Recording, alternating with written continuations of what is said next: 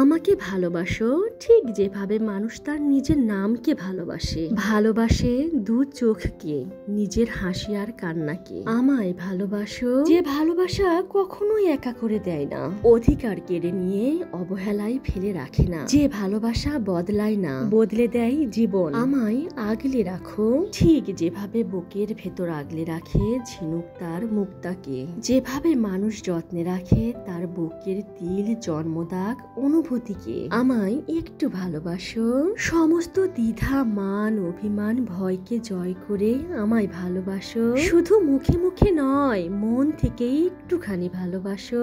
এই হতাশার অতল গহ্বর থেকে তোমার ভালোবাসা ছাড়া বেরিয়ে আসা যে অসম্ভব। ভালোবেসে বাঁচাও আমায়, আমি যে বাঁচতে চাই।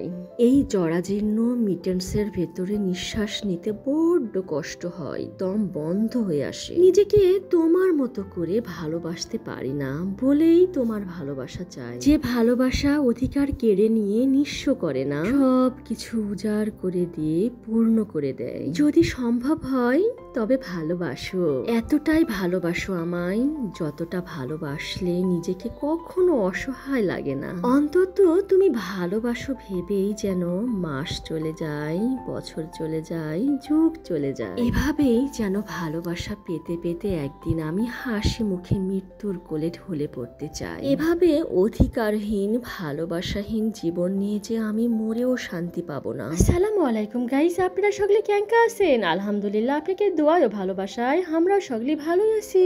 এই যে দেখো, রমজান মাস চলে গেছে, তারপরেও কত স্মৃতি রয়ে গেছে আমার কাছে। সবাই মিলা ইফতারি করা কত যে মজা আসলো। আর রমজানের 30টা দিনে কিন্তু সগলির প্লেট আমি সাজাছি, আর আমরা সগলি মিলা ফ্লোরে বসায় খাওয়া দাওয়া করেছি পুরা রমজান মাস। আমি আবার ইফতার খুলায় মধু খাওয়া শুরু করে দিছি। মধু সে খাচ্ছে আর করছে ওই কি রে মধু মধু, রসমালাই রসমালাই। এইদিকে আমি সেই আন্ডা বাচ্চা লিয়া যে এত আনন্দ করেছি পুরা রমজান মাস। আসলে রমজান মাস পুরো একটা বছরের মধ্যে এক মাস আমরা পাই, আর সেই মাসের মধ্যে থাকে রহমত বরকত মাগফিরাত। আর সেই মাস যে আমাকে এত নিয়ামতের মাস, আমরা সকলেই সিয়াম সাধনা করে কাটাই দিই। আর এই একটা মাস মানুষের ভিতরে অনেক অনেক পরিবর্তন আনে দেয়। আর এইদিকে তো আমার খাওয়াময় জীবন, আমি তো ভাত খাওয়া ছাড়া কিছুই ভাববারই পারি না। ইফতার খুলাও ভাত খাই, রাতে শোয়ার সময়ও ভাত খাই, সেহেরির সময়ও ভাত খাই। আমার ভাত খাওয়াময় জীবন। ভাত দেখলে তো আমার কিছুই ভালো লাগে না, মনে হয় যে কখন ভাত খামো, তারপরে